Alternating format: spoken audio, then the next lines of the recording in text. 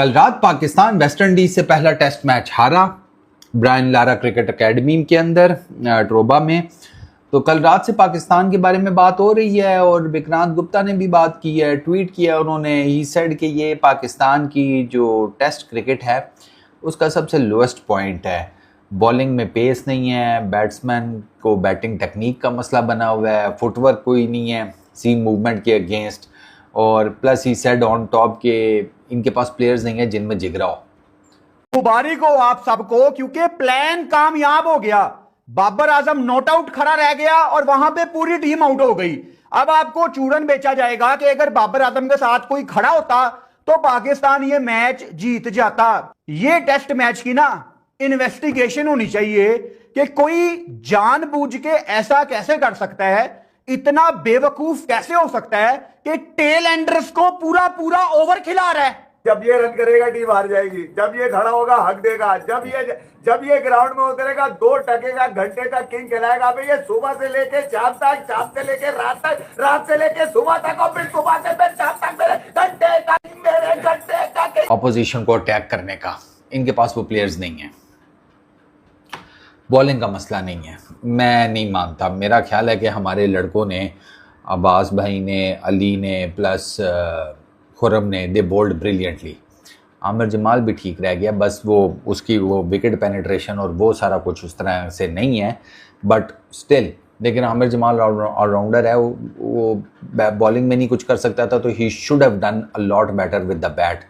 वो दोनों इनिंग्स में ऐसे गया ना जैसे फूल की पत्ती गिरती है ज़मीन पर, टाइम ही नहीं लगा उसे। ये गया, ये आया। कोई ज़रूरी काम होगा, बिल जमा कराने जाना होगा, भाई आखिरी तारीख होगी कहीं। बॉलिंग का मसला नहीं है। एवरेज पेस उनकी 132 किलोमीटर्स पर आवर थी, आपकी 128 थी। 4 क्लिक्स का फ़र्क है। ये 4 क्लिक्स उनकी पेस में एडअप किए हैं शमार जोसेफ ने। जेडन सील्स, ग्रेव्स, किमार रूच, इन सब का ऑलमोस्ट वही पेस था। मुझे बाबर आजम की समझ नहीं आई यार। 8 आउट हुए हैं तो बाबर ने सिंगल लेके उसको दे दिया खुरम शहजाद को। वो मुझे समझ नहीं आई कि 8 आउट हुए हैं, आप खेल रहे हैं, आप मेन प्लेयर हैं, आप नेट की तरह बैटिंग करें। आप किसने बोला आप पूरे ओवर खेलें, 5-5 बॉल्स खेलें, सिंगल लें उसको दें। ये पहली बॉल पे सिंगल लेके देना, उसके बाद 5 बॉलें उसको दे दी और वो बोल्ड हो गया खुरम शहजाद। तो मुझे समझ नहीं आ रही ये किसकी प्लानिंग थी। ये बाबर की प्लानिंग थी। मतलब बाबर और विराट का कंपैरिजन बनता है, जो कि हम करते हैं कंपैरिजन है। इस तरह की सिचुएशन इस पर आ जाती है विराट वाली, लेकिन ये बेचारा मैचेस नहीं जितवा सकता। मुझे यही बात तो समझ नहीं आती कि बाबर आजम कब विराट कोहली की तरह मैचेस जितवाएगा पाकिस्तान को।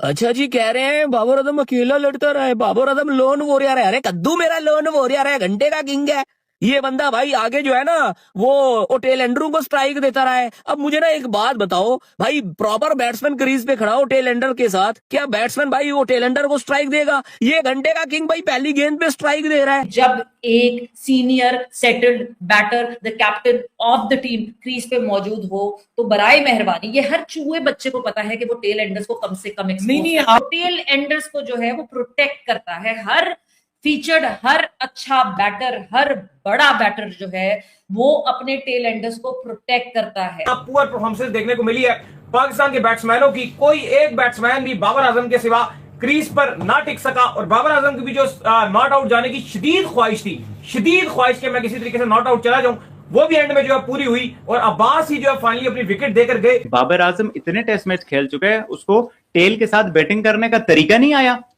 मतलब उसने अपनी टेल को पहली बॉल पे सिंगल दी है। मतलब आप चेक करें ये क्यों भाई, मतलब आप चाहते हो टेल आउट हो जाए, मैं नॉट आउट जाऊं। आपने तो ये सेल्फिश बैटिंग करी है ना भाई। एक तरीका होता है, हम बड़े बड़े बैट्समैन को देखते हैं वो टेल के साथ बैटिंग करते हैं, 20 रन एक के साथ, 20 रन दूसरे के साथ, 20 रन तीसरे के साथ। आपने कुछ नहीं किया। मेरी बब्बरो टेस्ट में दोबारा कप्तान बनती है सिर्फ और सिर्फ इसको कतई तलब हो रही थी भाईजान लर्न लेने की, लेकिन इसने जब देखा कि भाईजान वेस्ट इंडीज का भाईजान जेटन सील्स का काला स्या लर्न आ रहा है, उसने भाई बोला भाई मुझे कुछ ना कुछ हो रहा है, मुझे लर्न चाहिए और वेस्ट इंडीज का ही चाहिए। आजम, मैंने आपसे ज्यादा सेल्फिश और घटिया कप्तान पाकिस्तान की हिस्ट्री में नहीं देखा और ना ही कभी कोई आएगा। ये टेस्ट मैच की ना इन्वेस्टिगेशन होनी चाहिए कि कोई जानबूझ के ऐसा कैसे कर सकता है इतना बेवकूफ कैसे हो सकता है कि टेल एंडर्स को पूरा पूरा ओवर खिला रहा है? कितने रन चाहिए थे जीतने के लिए? कोई 500 नहीं ना चाहिए था, 100-150 लेता लीड, सामने आता, चार्ज करता। मोहम्मद अली को पहली बॉल पे सिंगल लेके पूरा पूरा ओवर खिला रहा है। खुरम शहजाद को पहली बॉल पे सिंगल लेके पूरा पूरा ओवर खिला रहा है। ओ भाई, तू कप्तान है, तू लीडर है, तू नकली किंग है, कोई शर्म कर लो यार। कैसे डिफेंड करते हैं तुम्हारे फैंस तुम्हें? किस तरह कोई इस बंदे को डिफेंड कर सकता है? ये पहली बॉल पे सिंगल लेके देना, उसके बाद 5 बॉलें उसको दे दी और वो बोल्ड हो गया खुरम शहजाद। तो मुझे समझ नहीं आ रही ये किसकी प्लानिंग थी? ये बाबर की प्लानिंग थी या सरफराज की प्लानिंग थी? ये किसकी प्लानिंग थी? उसके बाद अब्बास आता है बैटिंग करने, उसके बाद भी यही सब कुछ होता है। ये मुझे प्लानिंग समझ नहीं आई। अमूमन ऐसा नहीं होता है। जब 7 आउट हो जाते हैं, जब टेल भी खेल रही होती है सामने, तो उस वक्त 7 आउट के बाद भी बैट्समैन ज्यादा बॉलें खेलता है। अपने रन कर रहे हैं, अपने मैनेज कर रहे हैं, वो अपनी कप्तानी कर रहे हैं। इतना बुजदिल कप्तान मैंने पाकिस्तान की हिस्ट्री में भी नहीं देखा। इतना बुजदिल कप्तान, इतना सेल्फिश कप्तान कि जो सिर्फ अपने लिए खेलना जानता है। मुझे तो समझ नहीं आ रही, यहाँ पे फंसा हो पाकिस्तान, अपने 50-60 किए, फिर जगह बचाई, उसके बाद इंशाल्लाह माशाल्लाह मैच की समरी सुना के, कच्ची पक्की अंग्रेजी बोल के, गंदी सी अंग्रेजी बोल के मोमेंटम टूट गया, वो चला गया, सारी ब्लेम गेम्स शुरू कर दी। ये तो कैरेक्टर है, कोई इनमें इतनी हिम्मत नहीं किया जी मैं बुरा खेल। क्या मतलब 50 के लिए खेल रहा था? आपने मुल्क के लिए नहीं खेल रहा था? मुल्क पहले या बाबर आजम पहले?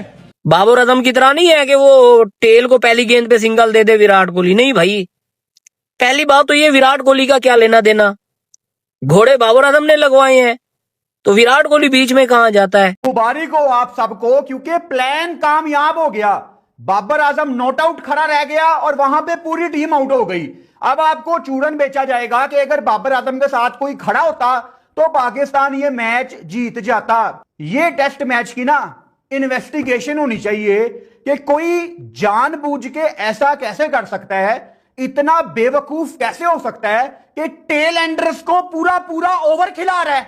डिस्पाइट द फैक्ट कि बाबर आजम ने सेकंड इनिंग्स में पहले टेस्ट मैच की 50 स्कोर किया है एंड बाबर ने अच्छी बैटिंग की है, there is no doubt. Still Babar Azam पे क्रिटिसिज्म हो रहा है और बाबर आजम पर जो क्रिटिसिज्म हो रहा है ना, मैं उसके फेवर में हूँ और क्रिटिसिज्म बिल्कुल ठीक हो रहा है। मतलब आप पाकिस्तान टीम के कैप्टन हैं सर, आप दूसरी दफ़ा कैप्टनसी कर रहे हैं, आपको पहले भी कप्तानी मिली है यार। बाबर भाई, जो आपने ब्लंडर मारा है with Ali Usman, with Khurram, with Mohammad Ali, it honestly boggles my mind, it really boggles my mind कि ये आपने आप कैसे कर सकते हो? आपको पता चल गया जब अली उस्मान जब आया, आपको पता है 5-6 आउट हो गए हैं भाई, आप ही बैट्समैन रह गए हैं पीछे, क्योंकि उसके बाद अली उस्मान, शान मसूद, खुर्रम शहजाद, मोहम्मद अली और अब्बास, 4 इसमें बॉलर हैं, 1 अनफिट आपका बैट्समैन है। आमिर जमाल इसलिए आउट हुआ कि बाबर आजम सिंगल लेकर उधर चला गया था। उस्मान इसलिए आउट हुआ कि बाबर आजम सिंगल लेकर उधर चला गया। खुर्रम शहजाद इसीलिए आउट हुआ कि बाबर आजम सिंगल लेकर उधर चला गया। उसके बाद शान मसूद इसीलिए आउट हुआ कि बाबर आजम सिंगल लेकर उधर चला गया। उसके जब अली उस्मान बैटिंग करने आया, उसके बाद वो भी भाई, आपको ना 99% स्ट्राइक हर ओवर में अपने पास रखनी चाहिए थी। अली उस्मान आया है, आपने आते साथ ही उसे पहले बॉल पे सिंगल करके पूरा ओवर दे दिया। चलो वो ओवर वो बच गया, उसके बाद अगला ओवर आपने पूरा मेडन खेल लिया। यार आप लास्ट बॉल पे सिंगल कर लेते ताकि उसको ना फेस करना पड़ता, सेकंड लास्ट बॉल पे सिंगल कर लेते, वो एक आधी गेंद खेल लेता, लेकिन नहीं, आपने उसको पूरा ओवर दे दिया। उससे अगले ओवर में वो आउट हो गया। फिर जब वो स्ट्राइक पर आया, यार बॉबी भाई ये तो बहुत नॉर्मल सी कॉमन सेंस है यार, इतना तो आपको पता होना चाहिए था। आप 90 रन से मैच